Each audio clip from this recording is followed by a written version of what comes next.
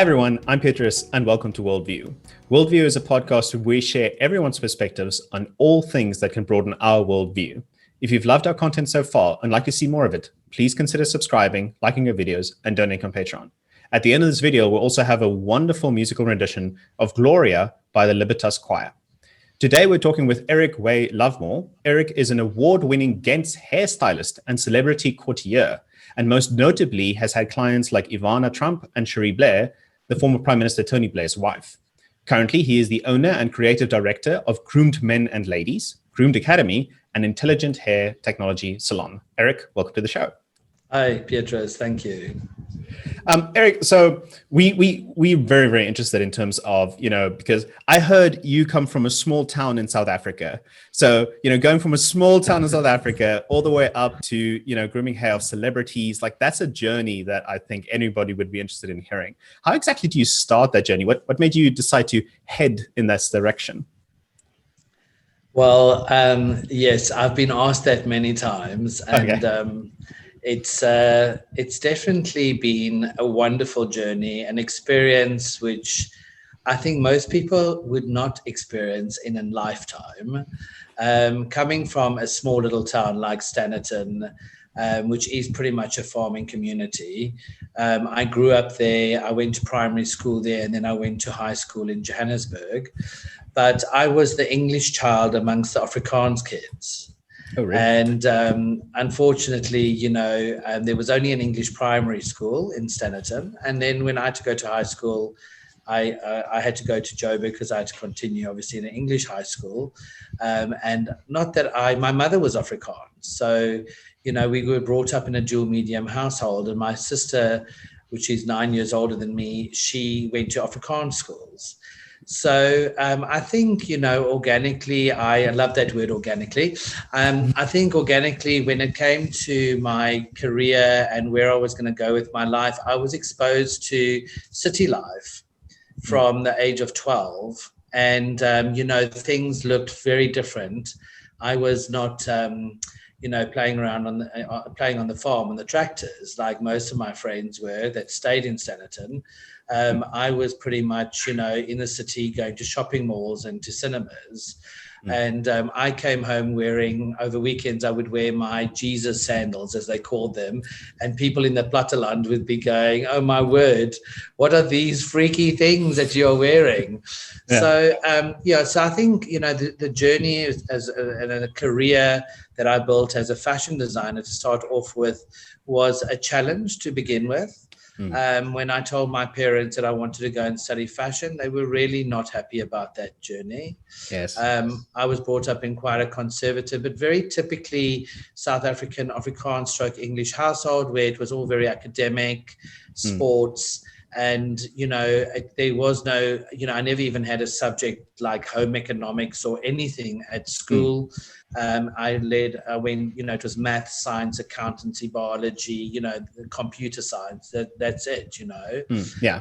And music was possibly the only thing that was slightly creative. So the journey as a fashion designer was difficult. But after, my first year of studying fashion and winning, the award as the Young Designer of the Year award, all of a sudden the dynamics changed. My parents became very proud. My mom stood at church on a Sunday speaking about her son that's been in Report and Sunday Times. And all of a sudden that changed a massive amount.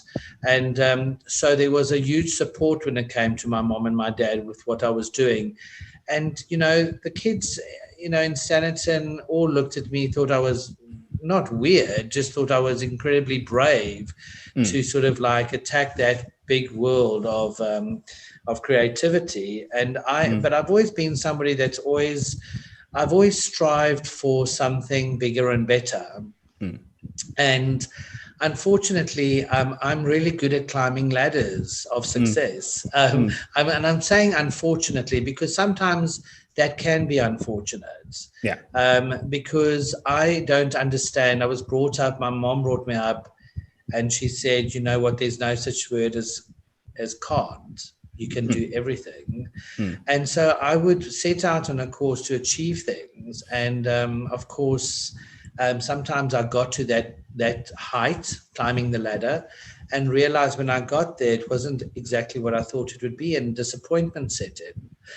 But it has been amazing, and I love this whole journey that I've traveled. I wouldn't change it for anything. And it is a fantastic journey. And I think, it's quite often when you reach these places, people ask you like, how did you get there? Like, how did you make it? Because that's the thing. It's always in the back of their mind is, you said not a lot of people make this journey. Not a lot of people get these opportunities, but once they, see someone that did it, they're like, I really want to do that. That looks like an amazing journey. And they wonder like, how can they get there?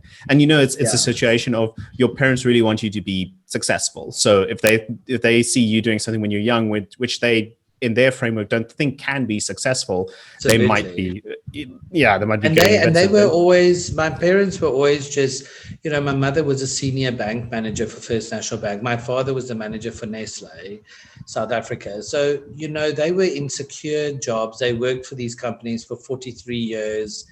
I was embarking on and I was probably the first generation that was going into a world where you literally worked for a company for 1 year, moved to the next company, then moved to the next company.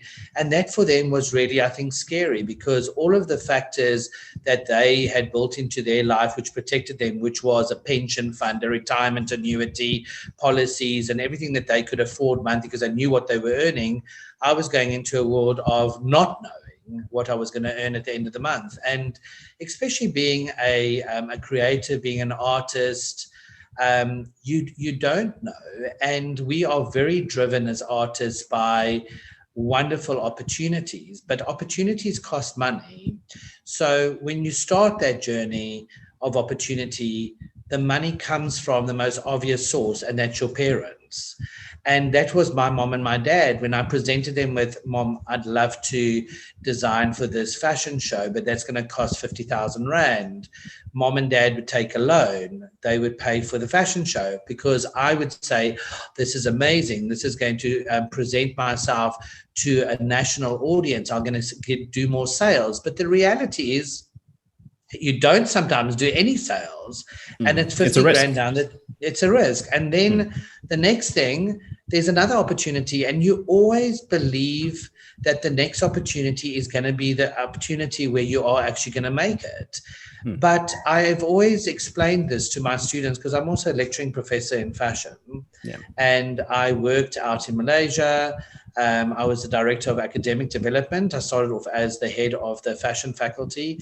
And I would have these parents that would come around and say to me, Eric, I want my son to be a successful fashion designer. And I would have to really hold back in saying, how deep is your pockets? Yes. Because that is the reality. Very few people are an Alexandra McQueen that go to Central St. Martin's in London, whose dad was a taxi driver, and he showcased a talent at the age of 16. And, you have Vogue magazine that spots it.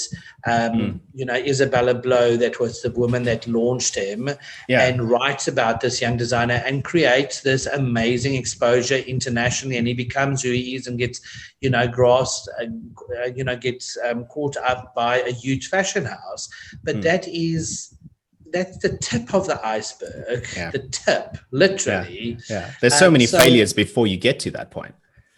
And I think, that is the reality, unfortunately. It's important that you talk about, like we said, there's a lot of failures leading up to this, but people are always interested, okay, what was your big break? And then when they go for it, they're like, okay, I need to target this break. The sooner I get this big break, the more successful I'll be. And that's the part that people are interested in. So it's important that you mentioned that, you actually had quite a few tries, and expensive tries, before you got that big break.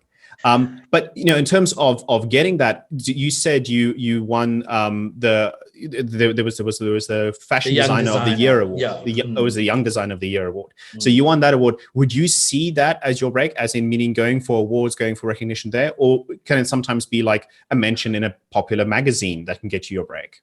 I truly believe that the success of my brand has been built on the amount of exposure that I've created for myself. And I use that word created for myself because I put the energy and the effort into winning things, being recognized by magazines. It wasn't a situation where they just came and fell into my lap.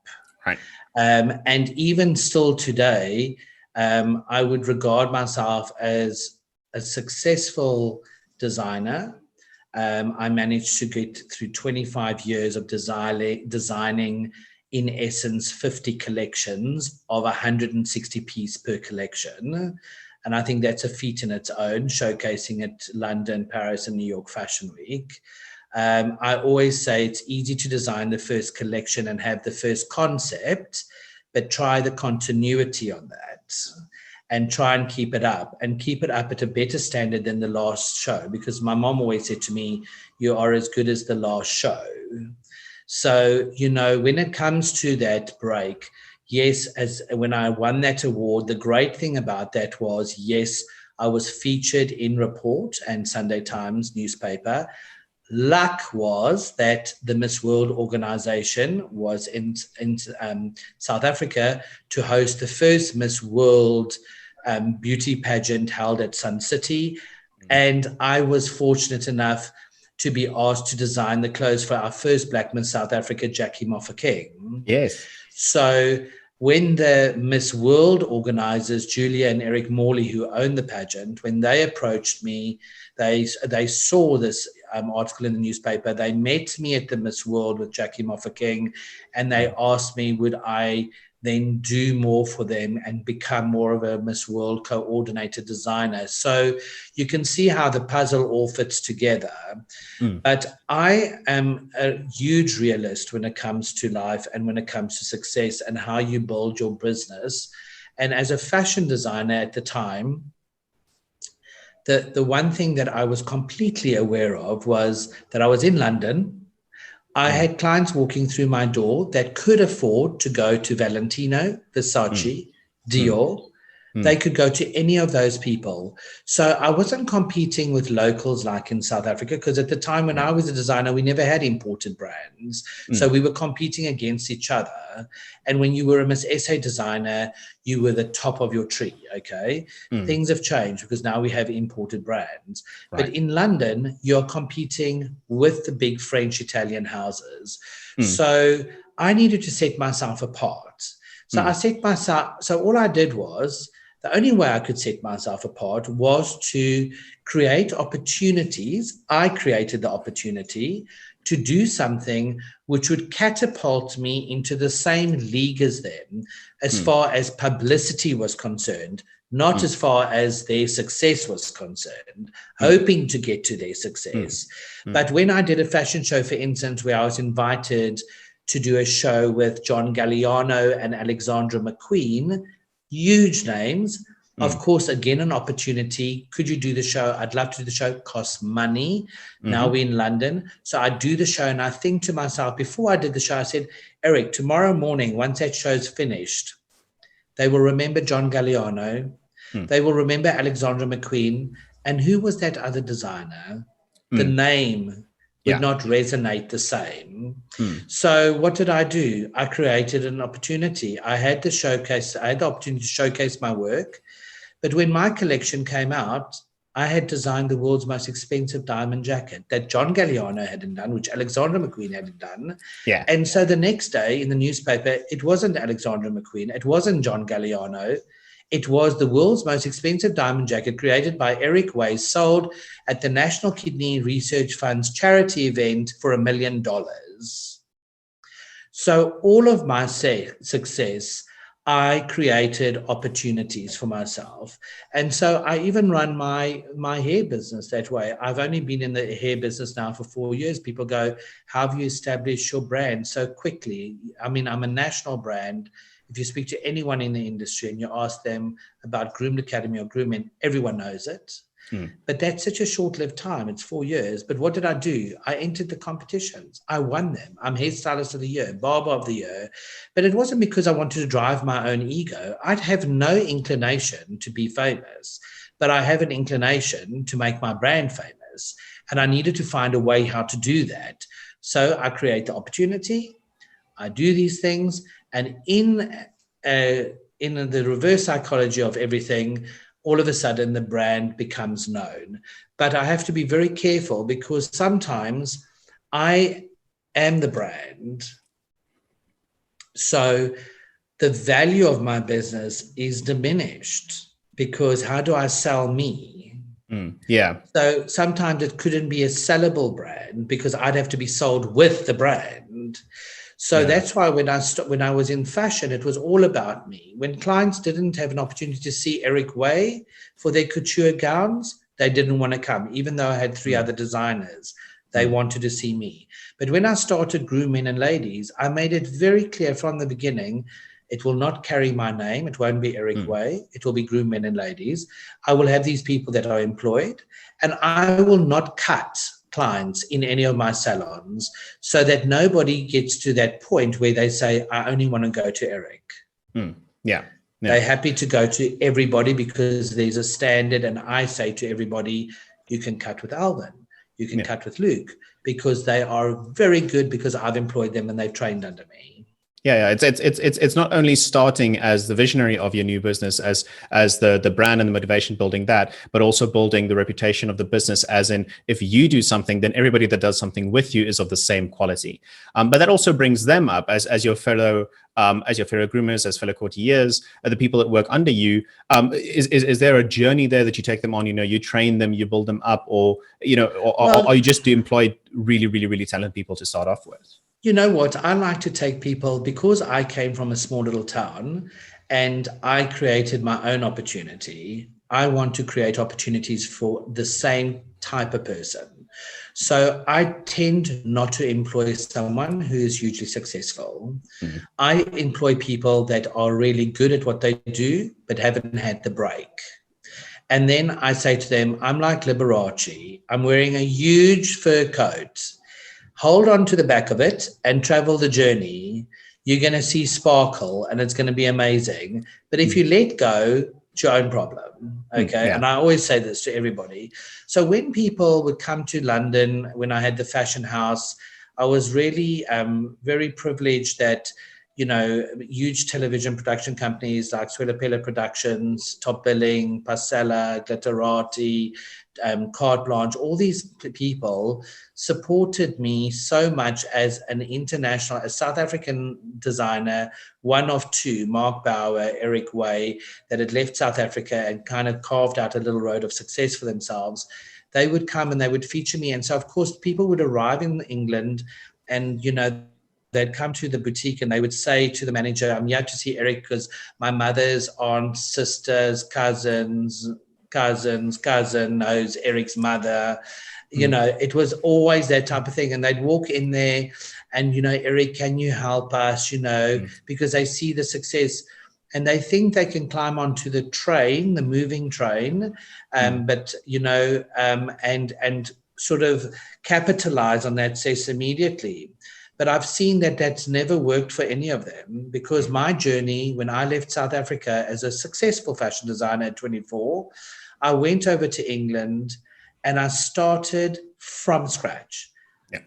People were writing about me in South Africa, in Huisgenoot, in reports. This designer, he's designed for Ivana Trump. He commutes between London and Monaco on a helicopter. And it used to upset me terribly, because I used to think to myself, you know what? I'm living in a studio flat in Fulham. I don't have curtains. I'm sleeping under a table on a futon and sewing the dress on top of the table. However, yes, I am designing for Ivana Trump. And yes, I am on a helicopter. That's the journey. It's not my helicopter. I didn't pay for it. I am just part of the opportunity. So people confuse the success of Eric Way with, it's so easy. And it's a lifestyle. And let's just jump onto the bandwagon, the gravy train, and we'll just benefit from it. And then what people do tend to also do is they get involved with me. And then after a year or 2 years, they think they can break free and do their own thing. What people forget when they do that is that when they try and poach the clients, etc., clients are bought into the brand, not into the person. And I'm the brand. So they fail. It doesn't work for them, and they don't understand that. But if that is your mentality, if your mentality is to literally use someone as a stepping stone, which is not a bad thing, but if you abuse it, karma is not great. No, it's going to come back and get you. And Absolutely. and they also, I like the part where you say that people think that when they see the things that draws the headlines. For example, I really liked you mentioning saying you had to do something insane to get your name recognized along with the other world famous designers, and then you made the diamond jacket. And so the people like they focus on that. That eyeball dragging, the clickbait almost, and they think, okay, so this is the life now. Yes, Sorry? and the irony about it is that when people saw the jacket and they read in world news that it was sold for $1 million, they thought I had the $1 million in my pocket. Yes. This $1 million went to the National Kidney Research Fund. Plus, they didn't realize what was the deal that was struck. The deal was struck with the diamond trading company, De Beers, that they would help me. They would give me the diamonds to produce the jacket. And if the jacket was to sell, they would take the cost of the diamonds and the profit would go to the National Kidney Research Fund, and a renal unit was built with the profit. But people, they're not interested in that. No. They just see the $1 million and they think it's in my pocket. And then they want to jump on your bandwagon because, you've got $1 million in the pocket. And it is a very difficult thing to try and explain to people how to run a business. Business, I believe, doesn't matter what business it is, what you're doing, what I'm doing, what anyone's doing, is a successful business is because of passion. Live, breathe, eat, sacrifice, fall down, get up. I was reading yesterday about Elon Musk being the richest man now in the world. Yes. It's insane. This man is tumbled. Yes. And this guy gets up and he goes. I've got goosebumps when I think about it. It's just so incredible. And what I love about our nation, South Africans, which sometimes is so heart sore for me, is that we are strength beyond understanding. When it comes to a South African that travels overseas, the people want to employ us.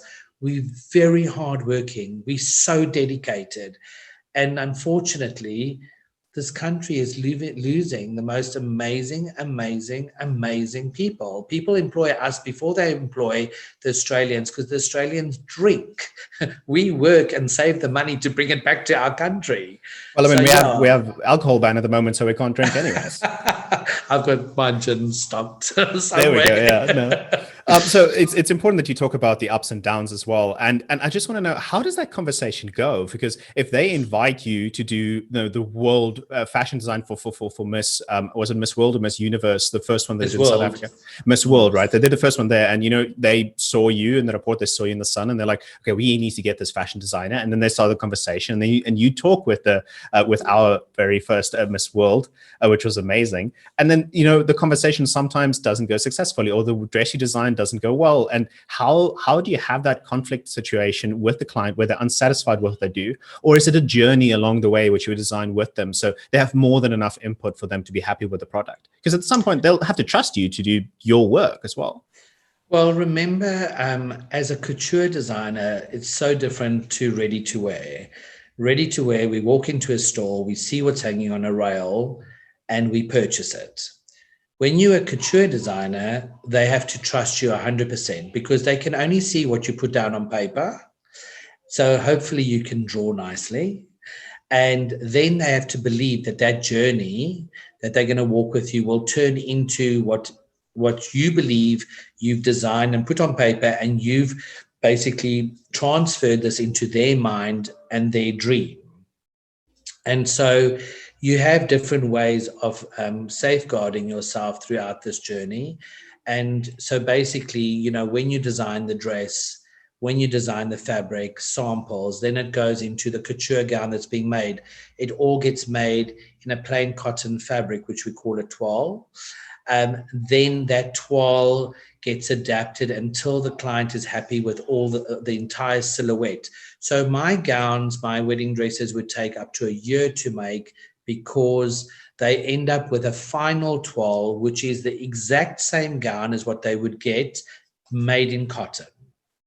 Then once they've seen that silhouette, they sign off on it. And when they see the gown the next time, it is the gown completed. There are no fittings in the gown because it's silk. Some of the fabric can be up to 10, 20,000 pounds a meter for the material. So it can't be adjusted. Necklines can't be changed. It's all hand stitched and hand sewn. That's why the gowns go for, which I've sold for 150,000 pounds, 200,000 pounds, 250,000 pounds, because of the type of material and the handwork that goes into it. So you manage your client's expectation. And this is something which has been very difficult for me to try and teach my staff, how to manage a client's expectations. If you don't manage your client's expectation, when you're cutting someone's hair or coloring someone's hair, and you tell them, they say, yes, I want to have platinum color hair. And you go, absolutely not a problem. You do the color and they come out and the hair is a pale yellow. How do you manage that expectation? So do you then stand around the client with all the other staff and praise it and go, oh, it's amazing. You look fantastic. Right. Oh my God, it's beautiful. And you convince the client that actually the yellow is nicer than the platinum. Okay. I don't operate that way. I give you what I tell you is going to happen. So I always say to my client, this is a journey. If it doesn't turn out right, it will end up right. I will make sure that you will get what you want. So as long as we keep within the boundaries and you don't go and change your ideas completely. So you can't start off with a ball gown and then at the end you go, oh gosh, now I preferred a fishtail. No, that's not happening. We will make the perfect ball gown.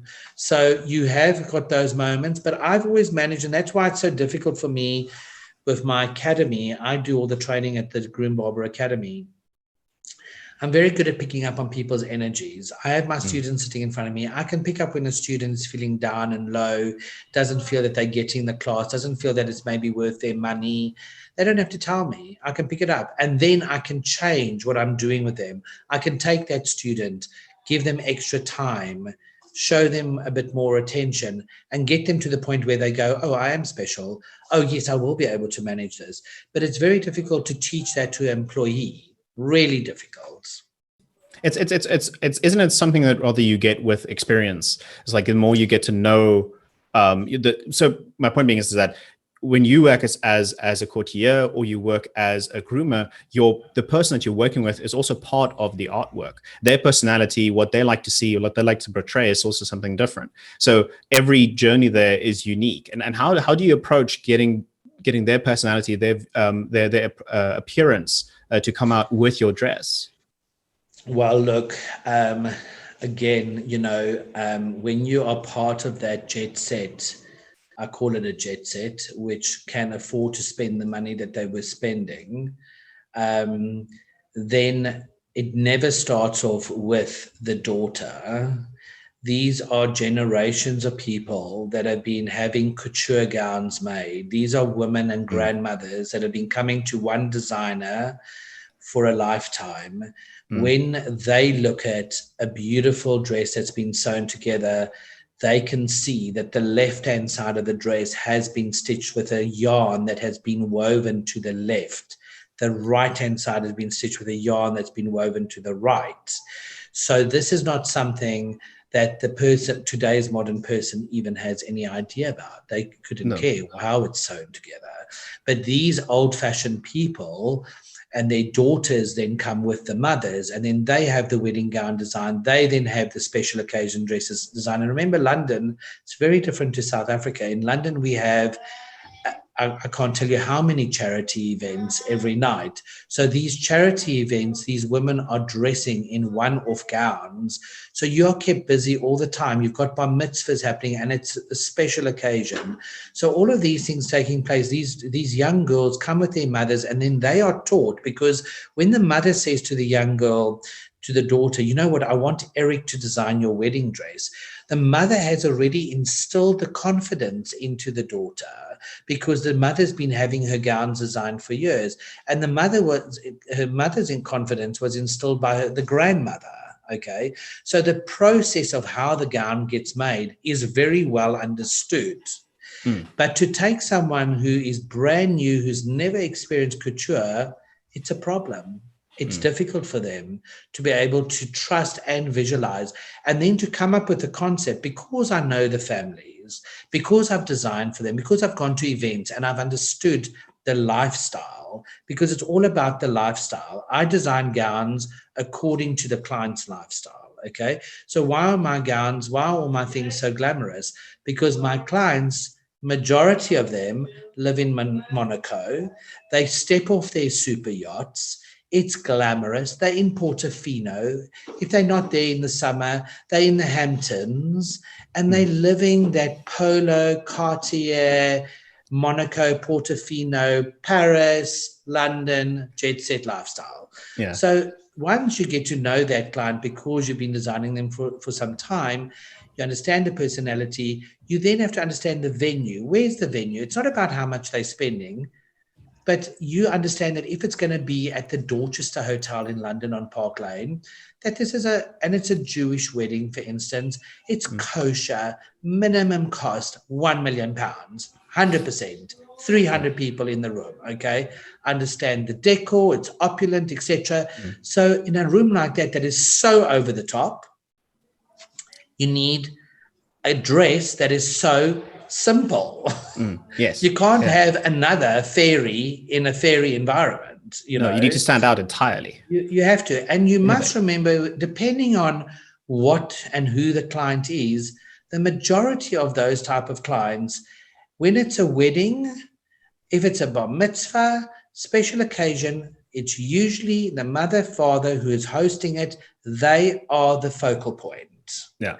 So you will always design according to that. They will look amazing. The mother of the bride will look insane. The bride will just be another pretty bride. And if you can get that right and keep that importance right, then you will be assured to have that as a repeat client, because they like their ego stroked and they want to know that you're designing correctly. It doesn't help. There'll be nothing worse. I can tell you now, if I have a Russian bride and I do the wedding and I don't put the focus on the mother, forget it. Done. Never happen again for you. But also it's the mother and it's the father who are paying. So, you have to go for the person that has the gold makes the rules. But it is so different, because in South Africa that wouldn't happen. Because in South Africa, it's about the bride. In South Africa, you have the most beautiful wedding in Franschhoek, and you have guests that think they can arrive in jeans and an open neck shirt. Yes. I mean, yes, it's a different culture entirely. Different. So how do you deal with, having such a different environment, the Monaco lifestyle, jet set lifestyle, these clients that you work with, it has to be incredibly stressful, because along with the lifestyle comes the public eye, it comes the attention. Exactly. But you said that while you were designing this, while you were flying on the helicopter all the way from, to Monaco, you were living in an apartment with no curtains or nothing. How do you deal with the stress, the impression that people get out of you, the public eye's perception? Because you already mentioned a couple of things where people have completely different, like the wrong perception on what life is like and what it is to design for these people. So how do you manage that actively, or do you not manage it actively?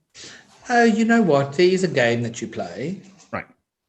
The only difference is, what's lovely about being in a country like the United Kingdom is that the United Kingdom, their social set, their aristocracy, the aristocracy particularly, are not flash with their money. So they're not the types that will come and pay with their black American Express cards. They will have a plain Barclay card. They will arrive in a black taxi at your boutique. So when it comes to myself and I arrive with a taxi, there's no judgment. When it comes to your nouveau riche, who come with their black Amex cards, who arrive in their Phantom Rolls Royces, different story. Yeah, so one of the things is, when I arrived in London, I said there's two things, and that is, even if I ate McDonald's every day of my life, I will have a cleaner. Yeah, you have your priorities straight. I grew up with ladies in the house. I needed someone to do my washing. Okay, so that was the first thing.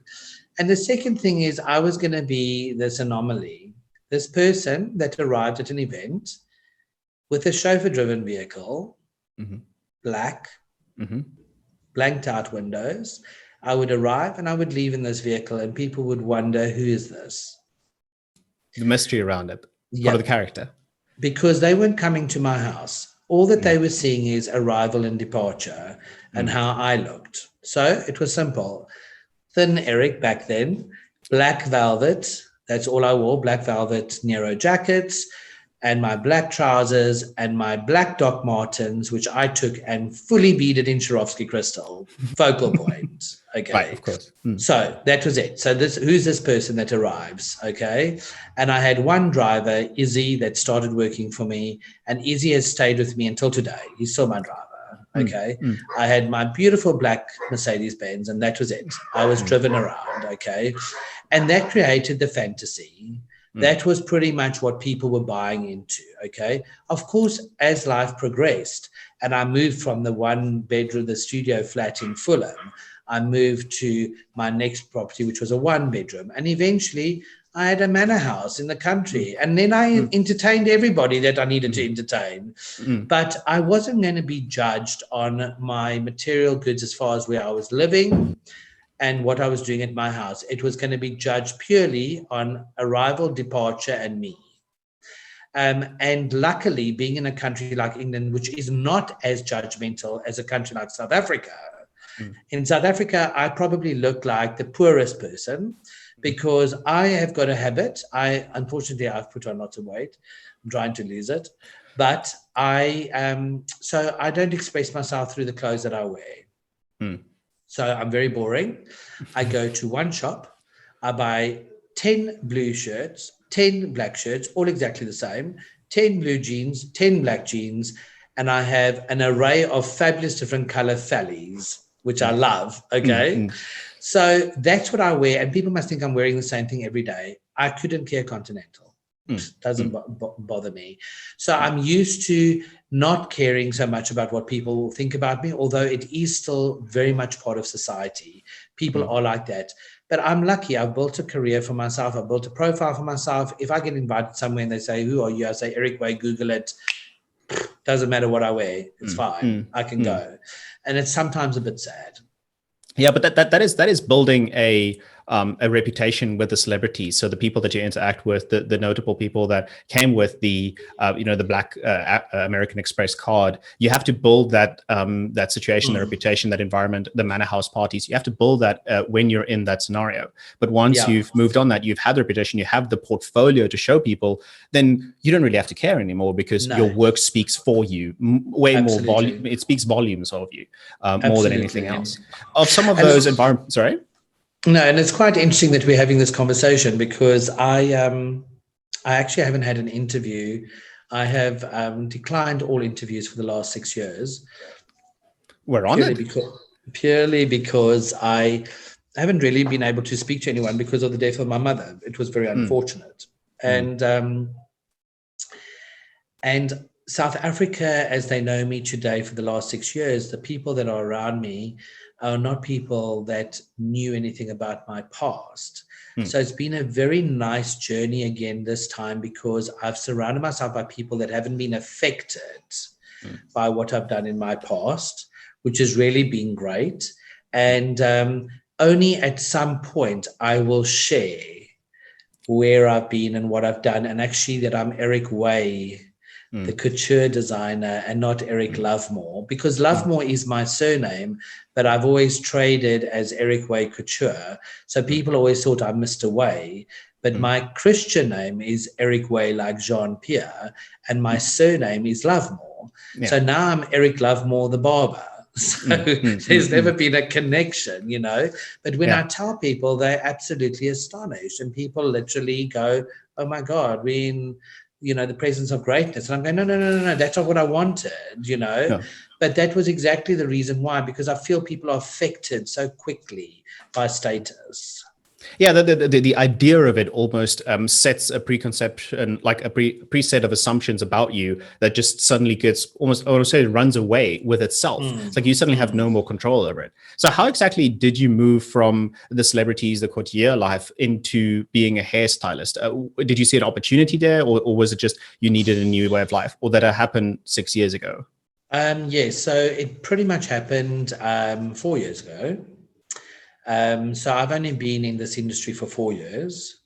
And the reason why it all happened was I came on holiday from Malaysia to visit my parents in 2014.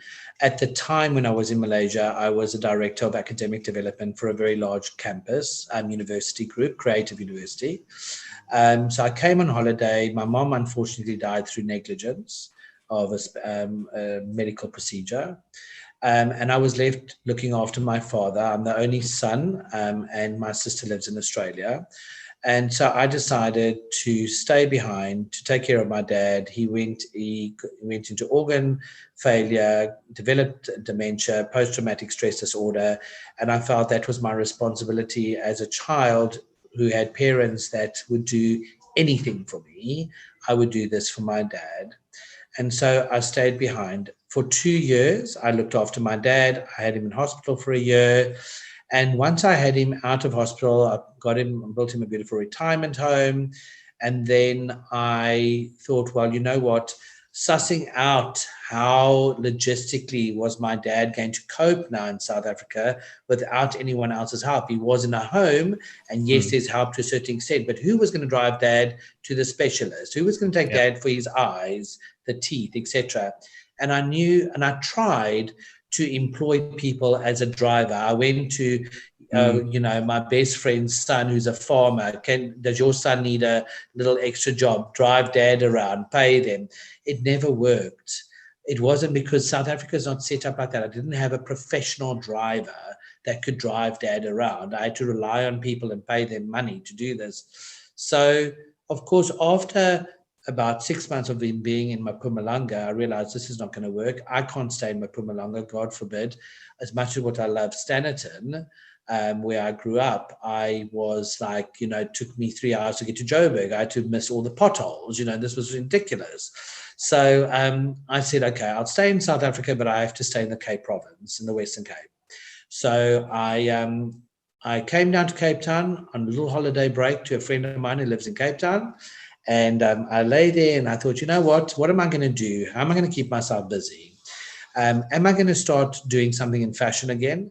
Absolutely not. Everybody who knows me in South Africa in the fashion industry was waiting for the flagship store at the waterfront to open, because that's how I had been profiled all my life as this hugely successful designer. So opening up the flagship store in Porvader was not going to happen. It had to be at the waterfront. Yes. So I wasn't going to be pushed into that. And I decided, you know what, let me change direction, career, and let me go and do something more like a hobby. So barbering had become a huge trend in the UK way before it became a trend in South Africa. And I thought, let me open up a barbershop. But, once again, true to the way my mother taught me, she always said to me, if you are trying to if you want to fight with your seamstress because the zip in the dress doesn't look right, you cannot complain unless you can do it yourself. You've got to be able to show her how to do it. So I thought, okay, you know what? I want to open up a barbershop, but I need to go and study it so I can understand how it all works. I don't just want to be an investor. So the only place at the time was Stellenbosch, where they offered a City and Guilds diploma in barbering. So I went and did it. It also kept my mind going off the whole thing because I was going through a civil court case with my mom's death and everything. So I thought, let me get involved. Let me keep myself busy. So I did my barbering diploma. And once I had finished the barbering diploma, the idea, because of the way that the course was taught, and I found it very poor and very expensive, I felt, you know what, why don't I, with my knowledge of education, why don't I open up a barber academy? But I understood that when I studied, we had 10 students, 20 students in a class. There was no way you could teach someone this skill. It was impossible. One lecturer trying to teach someone to be a great hairstylist, and there's 20 people in the room. And they used to train the classes by walking in and saying, just go and YouTube this look and copy it. So I set on a different path. I created Groomed Barber Academy, and I only take in 4 students at a time. and I give them 100% what is needed to be a great barber stroke groomer.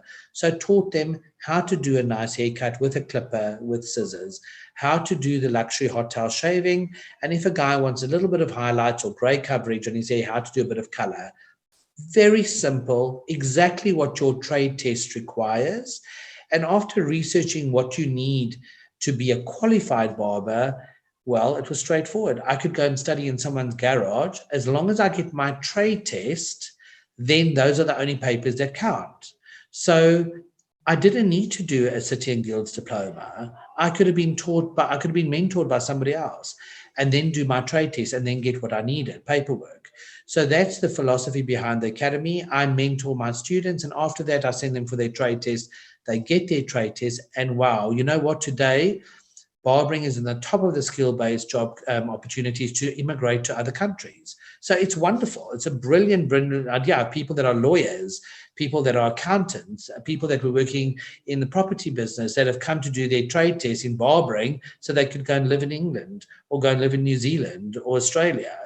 So only after I'd opened up the Barber Academy about 2 years later, I then decided to open. It was a normal thing to do, is to open up my first groomed men barber shop, if you want to call it that.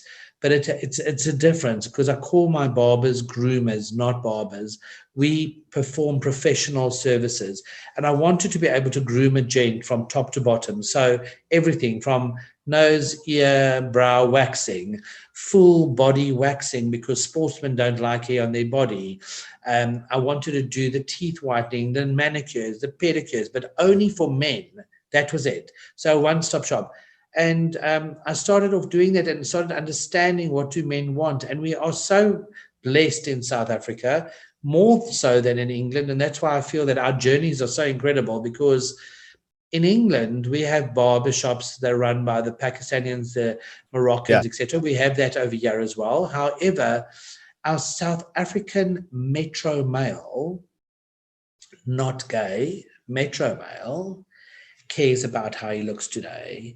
And today, grooming is a premium service in South Africa for these type of men. They will spend the money on it. They don't have to spend 90 Rand. They will have a manicure, a pedicure, because they've been paying fortunes for their wives in the past or their girlfriends. So it's not as if they can't afford it. You just have to get their mindset right to understand they're spending it down themselves. So then I saw there was a gap in the market with the amount of men that passed through our salon in Somerset West. And I thought, you know what? We should capitalize on that, because every single person that saw me would say to me, Eric, but you're a fashion designer. Why don't you do ladies' hair?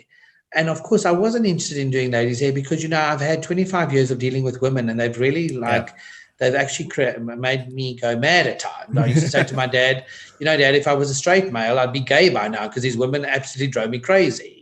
So I didn't want to do women, but I saw the opportunity to introduce females into the salon, and I then decided, okay, we'll change it to groom men and ladies.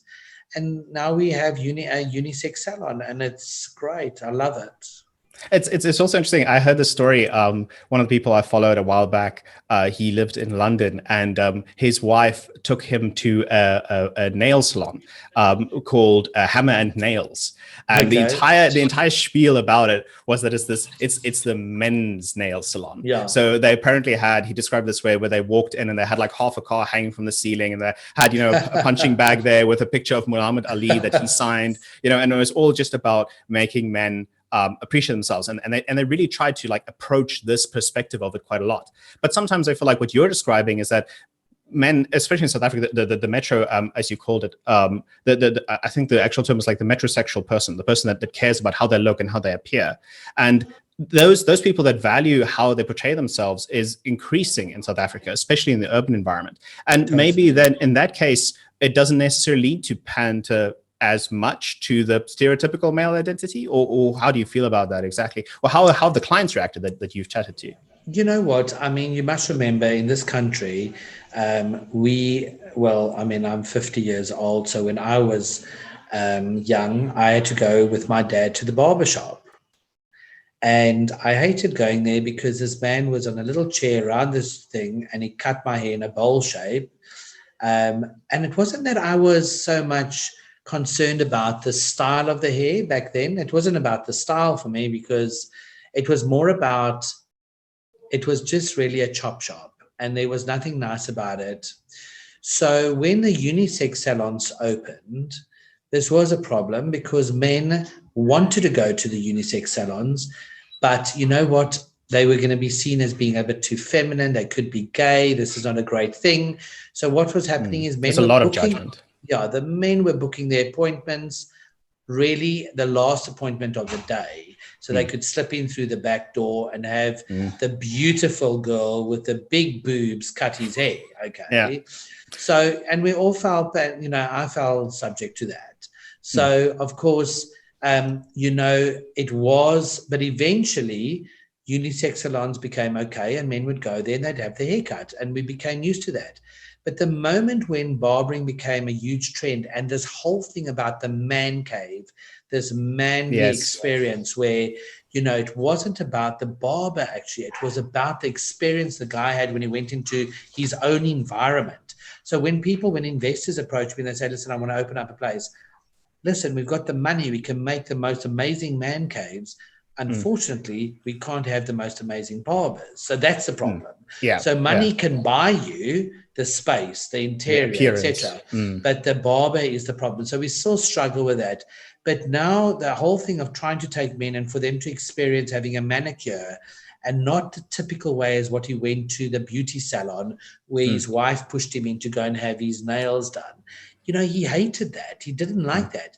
Now when a man lies in my chair, and I say, can I do your nose hair? Wax your nose. He doesn't care two hoots. He's quite happy. Wax the nose, wax the brows. You know, he likes the fact that you're making him look better. So it's all about that environment that you put the person in, you know. And I'm sure, you know, your female clients are exactly the same. A female client doesn't feel great in a barbershop. She wants to go to the beautiful, the Gary Roms and the magnificent places, you know. So I think we've got it right in the sense that we've created not the typical barbershop. We have got a very sort of laid back concept, which men and women feel it's more a lifestyle. So when they come to us, they relax, they feel that it is, you know, especially with COVID, that it's run well and that it's safe, but it's where you can have your coffee, it's where you can sit on your phone and do your emails, etc. The music is lounge, jazz music. It's very London stroke Ibiza, if you get the vibe. Yeah. And that's cool as well. I know, for example, the barber that we usually hear in Stellenbosch, it's not a grooming salon, that one specifically a barber. They're also trying to create an environment that people actually like to be in. You know, it's not that type of scenario where you're just waiting in the waiting room for the dentist, for example. It needs to be an experience. Why can it not be enjoyable? And that's actually a satisfying environment to create, because then people enjoy coming to you. They don't want to be the person that slips in the back in the last minute and do it. It's actually a lot of fun, the entire way around it. And I'm assuming it's quite difficult. Sorry, Beatrice, when you said in Stellenbosch, I want to just say to you, you will most definitely have to be a guest of mine, you and Donald, and go to my salon at the Nielsey, because then you will understand the brand and the philosophy. I've walked past there. I was a student in Stellenbosch, so obviously I walked past the salon 100 times. I saw it a couple of times. I had a few friends there, but I've never get there. So don't worry, we'll definitely do that. Okay, fantastic. Yeah. So I also want to know, you know, I'm assuming this is also a difficult industry to get into, especially as, you know, you said the challenges at the beginning was that people are not used to it. They didn't, you know, have the culture wasn't there for it, and then the culture changed. But now, as the culture changed, and we're at the forefront of exporting groomers to other parts in the nation, other parts in the world, you also then have a scenario where it's extremely competitive again. So you perhaps got in at the start, but for anybody else that wants to start now, is it the same as your courtier business? They have to completely differentiate themselves, or how exactly do you get into it? Well, you know, any of our students, when they start their courses, I say to them, what makes you different from the other barber? There's a lot of other barbers out there. There's stacks of them now. It's huge competition. Are you going to be the guy that's going to open up a salon, a barbershop, and you are going to rely on the traffic of your clients just popping in, and they're not regular clients? They just literally, it's a mall stroke style barbershop?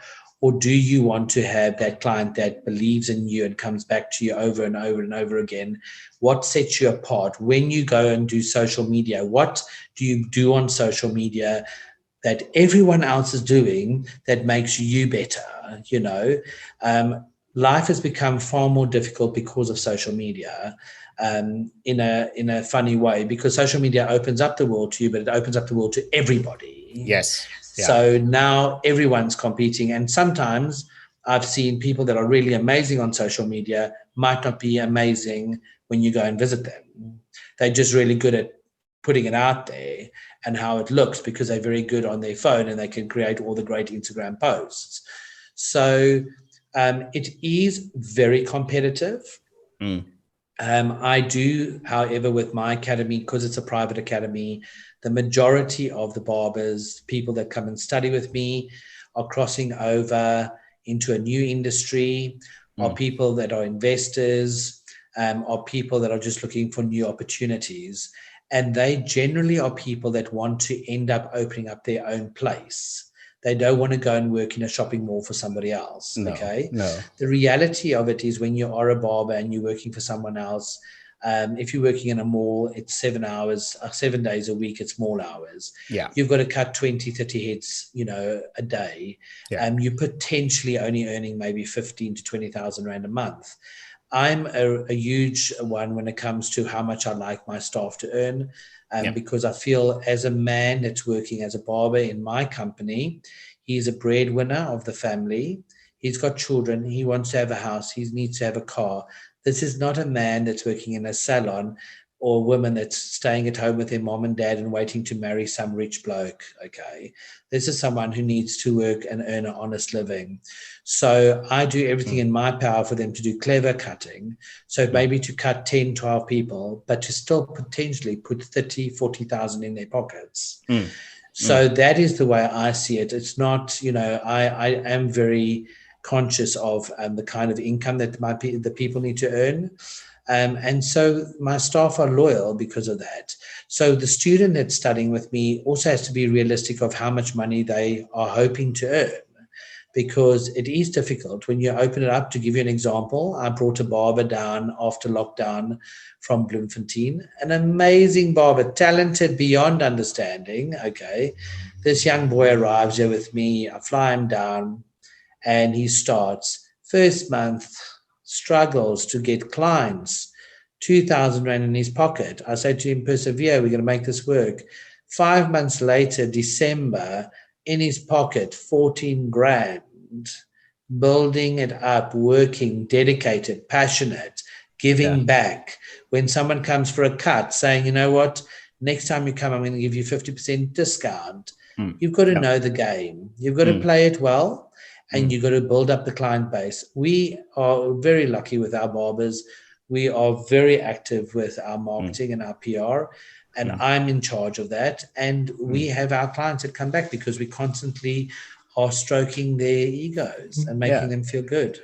Yeah, it's part of the business. It's part of the service. It's part that they actually enjoy. And I just want to hammer on the point where you said that it's actually important in terms of how much, as an employer, how much you pay people, because people think that you can give them, you can have them buy into the company culture. You can have them buy into the vision, and then they're passionate about what they do. But there is, unfortunately, a realistic event where they have to spend money at the end of the day on their family, on their kids, on what they do. Absolutely. So you have to pay them to care also. It's like you can't just pay someone. You can't just convince someone to care and then pay them nothing. You have to do both. No, it's a give and take. But it is also important when you do that. I've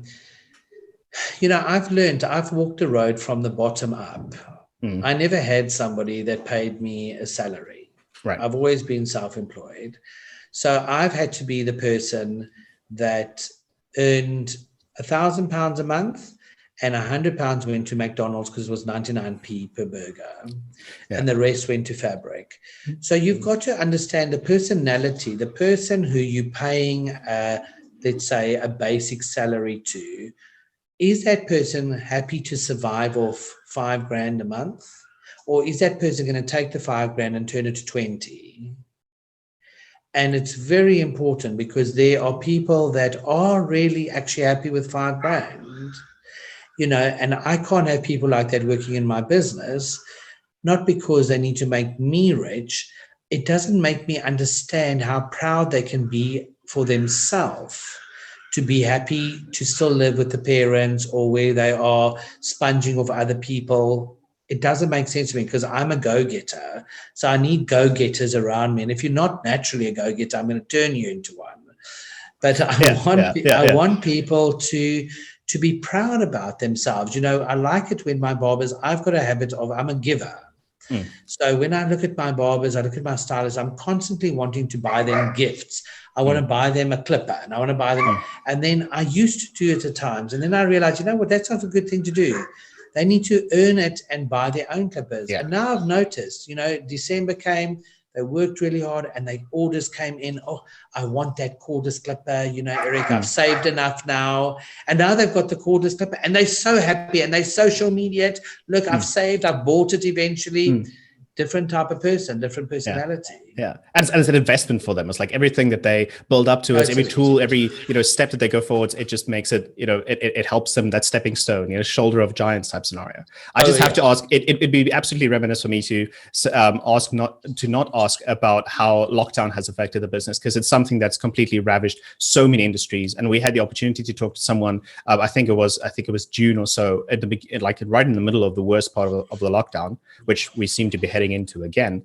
And they said their business, they completely stopped. It was like stopping in the tracks and you have to start all over again. And now starting it again, you have to have all these extra costs to make sure that people feel safe and comfortable in the environment, and you still create that scenario. So how have you handled that? And has it, I'm assuming it's affected you massively. Well, the thing about COVID is that, I'm quite a realist.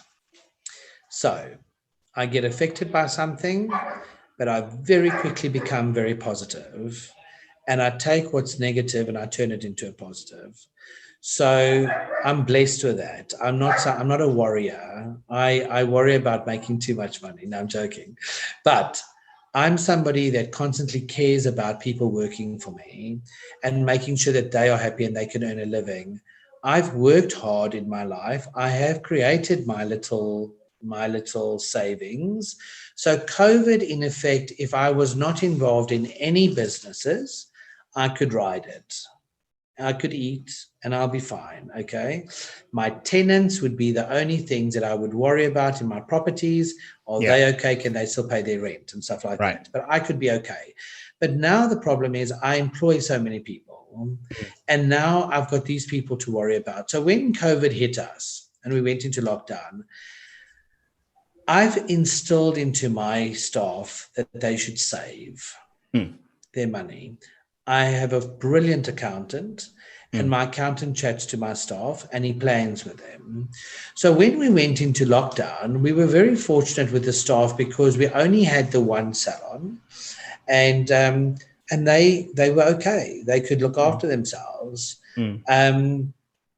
However, when we opened up again and we looked at the turnover of the previous months to where we were again, yes, we were affected badly, and we were down at least 50% on the turnover. I started with all of my incentives and specials with my clients because my priority was get a client into the barber's seat, no matter what. Because don't let's demotivate the barbers by nobody coming into the salons. At least have someone and get some kind of money. So I slashed the prices from 290 to 140 Rand, okay?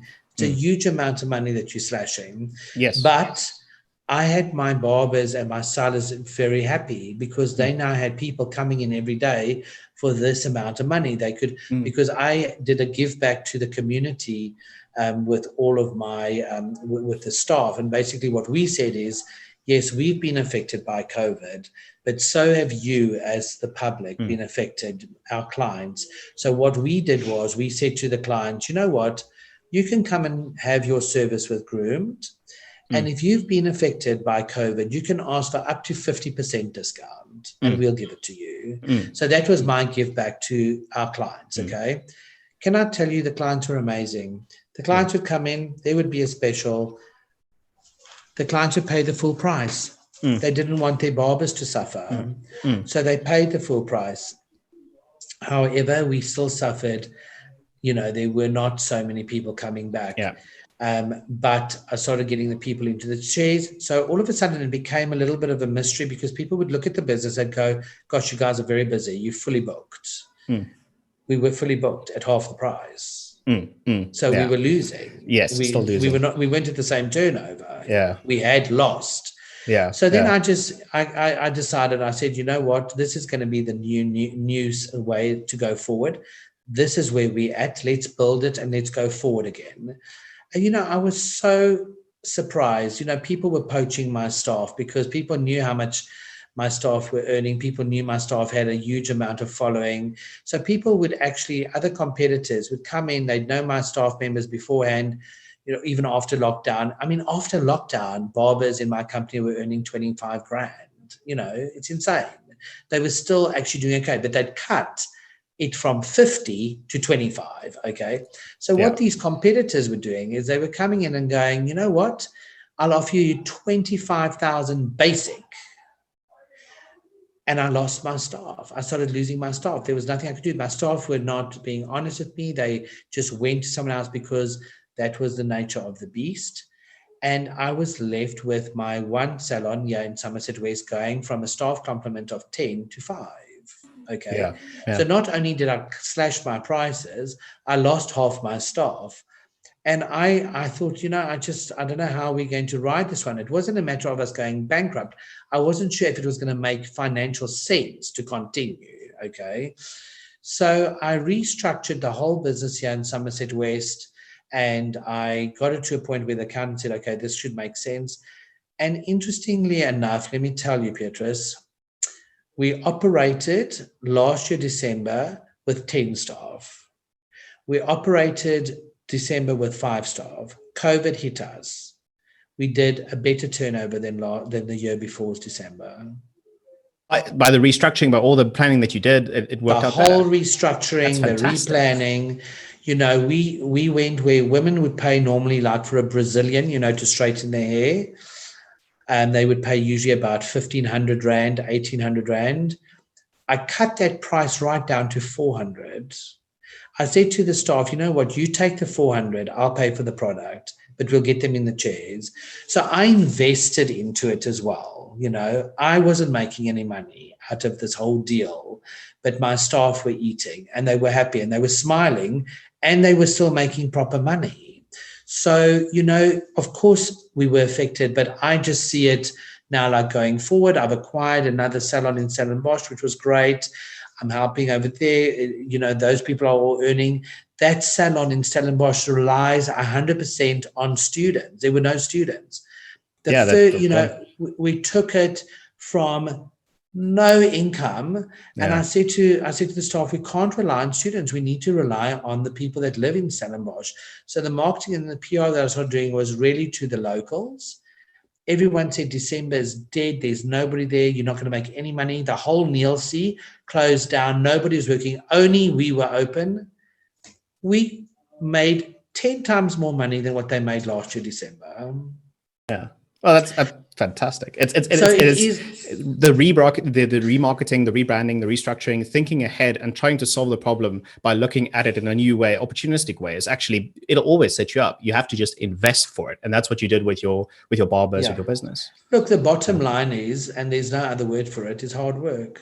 Yes, very much. Dedication and hard work, and live and breathe it. That's the only way you're going to become successful. And you cannot sustain success on a really poor foundation. Build that foundation and you'll know that you will not fall. You might go through the hardships, but there's something solid under you. That's why people like the Richard Bransons of this world that have got solid foundations, their buildings are toppling over, they're losing their airlines, etc. But he'll always stand up. Yeah. He will go forward again because he's laid a really good foundation. That's fantastic. Thank you. That's actually the best possible way I could have ended this interview. It's such an inspiring word. To see it coming from you is also really important. I want to thank you so much for the honor of speaking to us. We really appreciate it. And I will definitely come by the Nielsen Salon don't worry. That one's definitely happening. I'm looking forward to it. It's so great to learn from you. We've loved the opportunity to chat to you. Thank you so much. We also want to thank the people that watched this all the way to the end. This is an opportunity we had to chat with Eric Way and discover his passion and the hard work that goes into building a world like that and changing industries. So we want to thank you for watching. We'll just have to remind everyone that's watching, we have a wonderful rendition of Gloria by the Libertas Choir. We recommend you watch it as well. It's absolutely amazing. So thank you so much for watching. This has been WorldView. Is the choir with one final song. They take John Legend's Glory and we sandwich that between, on the one side, Vivaldi's Gloria, and on the other side, William Steff's The Battle Hymn of the Republic. And to keep it local, we add a little bit of the Libertas flavor through a rap. So sit back and enjoy until we meet again. Have a beautiful evening.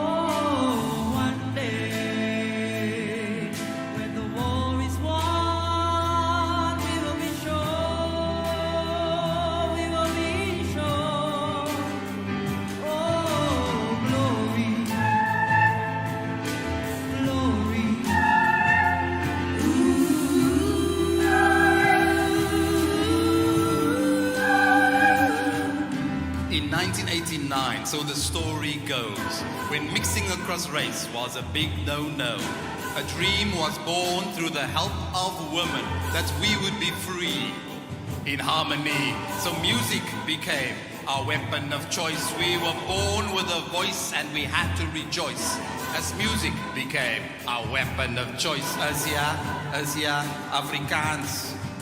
Die koor is gehard somme van die begin. Versoening, vrede, ons rede, musiek in my taal, 'n vryheidsbom. Die note bou brûe, die woorde laat blom. Musiek maak spasie vir die reënboog. Nasie is ja.